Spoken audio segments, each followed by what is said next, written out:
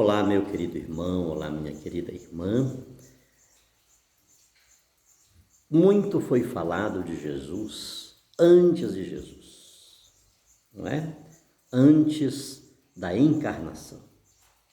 Quantas profecias que o cristianismo compreendeu e interpretou-as à luz de Jesus Cristo.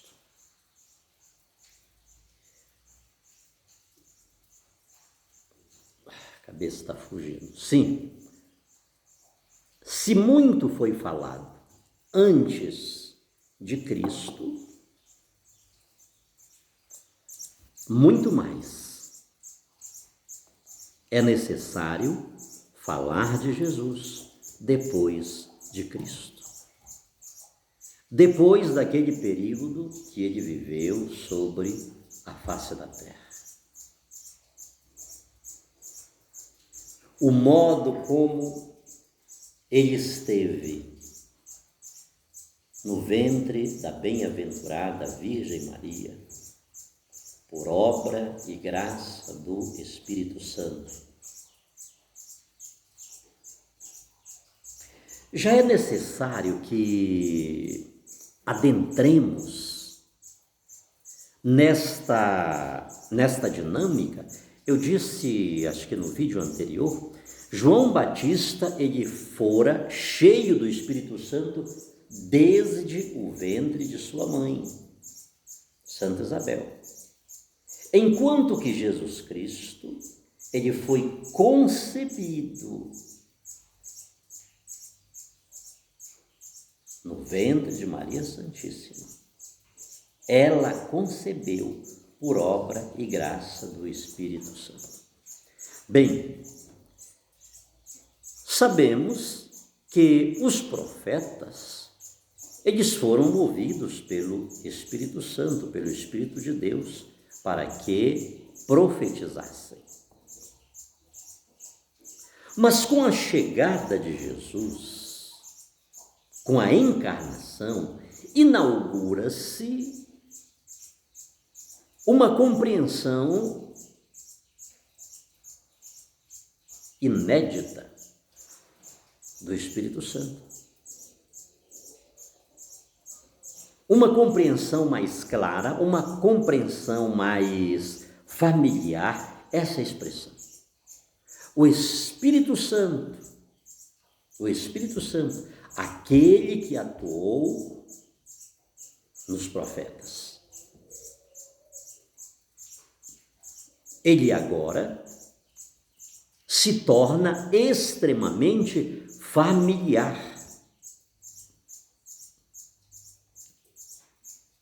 E já quando? Desde a encarnação.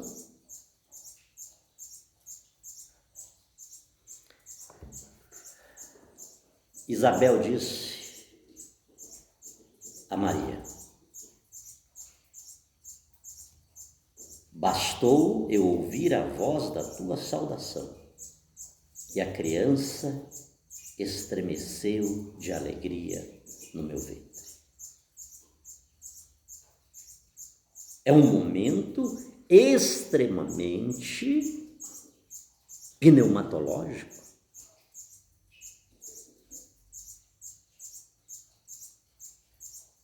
O Espírito Santo, ele está, talvez não seja a melhor expressão, coordenando, ele está presente de forma clara, dando sinais autênticos. Olha o que Isabel disse.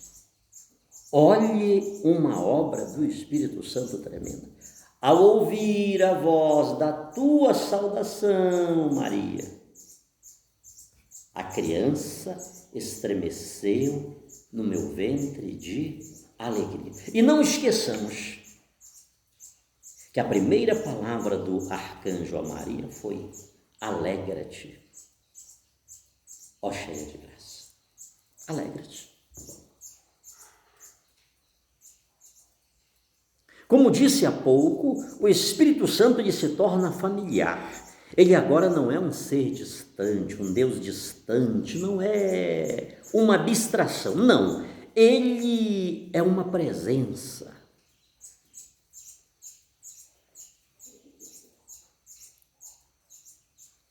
Que pode ser vista entre nós. Por exemplo, por meio da alegria. Por meio da alegria. O testemunho que vemos hoje, quando celebramos, fazemos memória de Santo Estevão, um dos primeiros 7 diáconos, que era um homem cheio do Espírito Santo. Não esqueçamos que Estevão, com os demais diáconos, estavam a serviço da igreja. Estavam a serviço da comunidade cristã. Estavam a serviço dessa igreja que, 2000 anos depois, celebram a sua memória. Trazem à tona a sua memória. Justamente quando estamos na 8ª de Natal, olhe qual o dia que celebramos Santo Estevão. Estamos na 8ª de Natal. O período do Natal é aquele período que a gente escuta aquela palavra do evangelista São João. O Verbo se fez carne e habitou entre nós. Estevão tinha essa consciência, que o Verbo se fizera carne. Se os evangelistas, eles têm um grande interesse em assentar Jesus como o cumprimento das profecias messiânicas, ou seja, se eles querem dizer que Jesus cumpre as promessas, Jesus Cristo, como diz Mateus capítulo 1, genealogia de Jesus Cristo, filho de Davi, filho de Abraão. Se eles querem dar este testemunho de Jesus Cristo, que ele cumpre aquelas profecias, sobretudo São Lucas, ele quer testemunhar o que os primeiros cristãos, o que os primeiros discípulos de Jesus Cristo acharam, pensaram e testemunharam sobre esse Jesus. Se o testemunho do antes de Cristo é fundamental para mostrar que Jesus Cristo está situado na história de seu povo, muito importante se constitui o testemunho do depois de Cristo, daqueles que seguiram Jesus, daqueles que foram testemunhas de Jesus. E Lucas, que não só escreveu um evangelho, mas também os Atos dos Apóstolos, ele quer dar este testemunho extraordinário de Estevão. Estevão, que se constituiu um testemunho de fé, de coragem. Aliás, falando de coragem, queridos irmãos, quem não tem coragem não pode testemunhar Jesus. Quem não tem coragem não toma decisões. O reino de Deus é tomado à força. Quando perguntaram ao saudoso Papa Bento XVI qual a qualidade que ele mais destacava em um bispo, ele dizia: a coragem. A gente lê lá no livro de Josué, no capítulo 1, né? Deus falando com Josué, Josué 1:9, ser forte e corajoso. Não pasmes, nem te espantes, porque o Senhor teu Deus é contigo aonde quer que fores. E é interessante, queridos, que hoje no Evangelho Jesus lhe diz o seguinte: não vos preocupeis. Pessoas assustadas e medrosas elas não podem anunciar o Evangelho de Jesus Cristo, porque o Evangelho de Jesus Cristo exige coragem. Estevão, ele deu este testemunho de coragem. Ele faz uma profissão de fé, o discurso que ele faz diante dos anciãos e das autoridades e dos chefes do povo, o seu discurso, além de ser uma catequese extremamente elevada, porque ele vai buscar o início da história do seu povo. Além de ser uma catequese, ele termina o seu discurso com uma profissão de fé em Jesus Cristo, dizendo: é Ele, eu morro por Ele, dou minha vida por Ele, não me envergonho dele diante dos homens. E é interessante, queridos, que quando São Lucas narra a lapidação de Estevão, ele segue o mesmo esquema da narrativa da morte de Jesus Cristo. Depois confira lá o texto. Como o seu mestre, Estevão morre, confiando-se a Deus e perdoando os seus algozes. É assim que a igreja prega. É assim que a igreja prega. Você lembra quando eu falei das semelhanças e das diferenças? Olha aqui o que foi dito. O quadro do anúncio do nascimento de Sansão, de João Batista, de Jesus Cristo. Meu Deus, parece que é a mesma coisa. Tiraram daqui e colocaram aqui. Todavia, o anúncio e o nascimento de Jesus, eles ultrapassam, ao mesmo tempo que tem as semelhanças, tem as diferenças polares.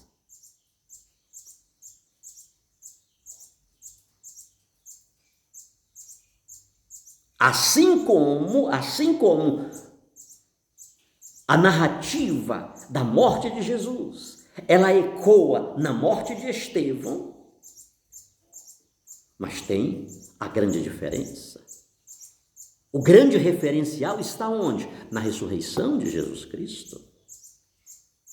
Mas Lucas, ele pega o mesmo esquema da narrativa que ele usou para falar da morte de Jesus e coloca na morte de Estevão, dizendo que o discípulo de Jesus Cristo, ele segue o seu mestre na dor e na glória.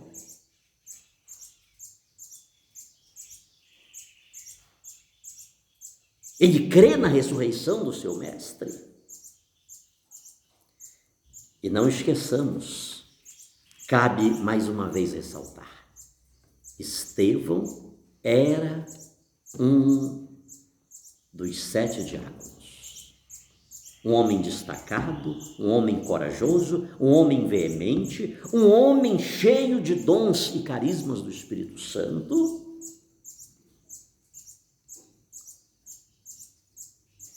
que estava a serviço da igreja. Que igreja era essa, queridos? Pensemos nisto. Muitas vezes, entre nós hoje, há muitas pessoas que se dizem cheias do Espírito Santo, repletas de dons e carismas. Pessoas que, inclusive, se os dons do Espírito Santo são 7, elas têm 8, 9, 20, é muitos dons.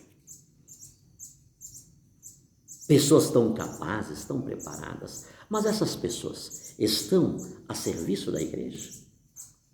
Estão a serviço da comunidade? Estão a serviço dos seus irmãos?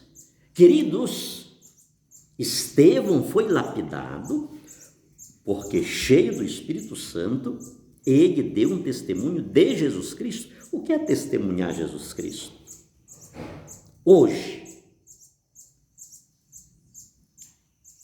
e já podemos olhar um pouco para o tempo de Estevão. porque fisicamente Jesus não estava mais ali no meio deles.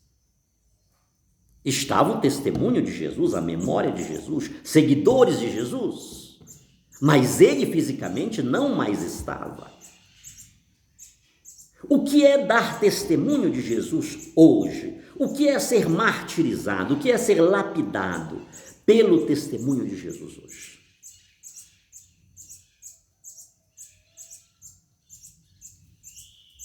Justiça, amor, verdade, compaixão.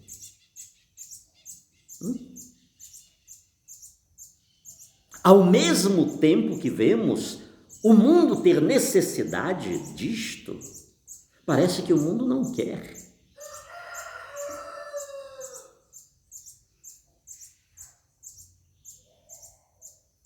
Ele levanta-se, ele opõe-se às pessoas que buscam amar, que buscam ser misericordiosas, que buscam ser tolerantes, pessoas que perdoam, pessoas que dão testemunho da verdade, da justiça. Pensemos nisto. Quem segue esta estrada está seguindo a estrada de Jesus. E seguir a estrada de Jesus sempre culmina numa cruz, no topo do Calvário. Mas não esqueçamos que o Calvário não é a última palavra na nossa história. Aqueles que lapidaram Estevão viram o seu rosto como o rosto de um anjo. Aqui o nosso desafio. Aqui o nosso dever de casa. Testemunhar Jesus. Muito belo os testemunhos que foram dados, os testemunhos proféticos que foram dados antes de Cristo. E agora? Será que conseguimos dar um testemunho de Jesus Cristo, nós que estamos há 2000 anos distante dele? Conseguimos essa proeza? Olhar para aquilo que a igreja dele diz, para aquilo que a igreja dele ensina. Uma das coisas que a igreja ensina a respeito de Jesus é o testemunho do diácono Estevão. Será que conseguimos pegar esse ensinamento da igreja e colocar na nossa vida, no nosso dia a dia? Será que no meio de tantas dificuldades que enfrentamos,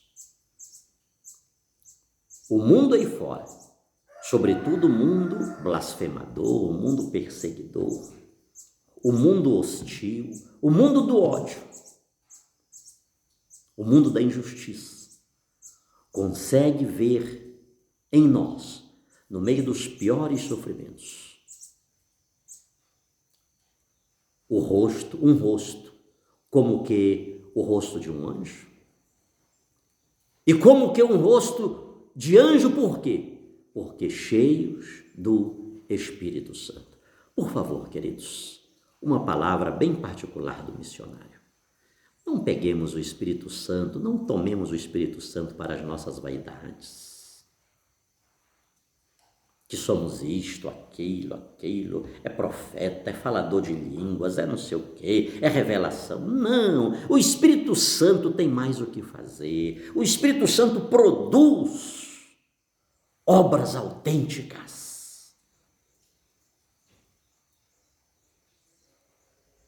Obras que vão para além dos teatros, das encenações cênicas e cínicas. Vai para além. O Espírito Santo produz atitudes concretas, autênticas, sóbrias, sólidas. Quem não tem coragem não pode testemunhar Jesus Cristo. Sobre todos nós, hoje e sempre, a bênção desse Deus Todo-Poderoso, que é Pai, Filho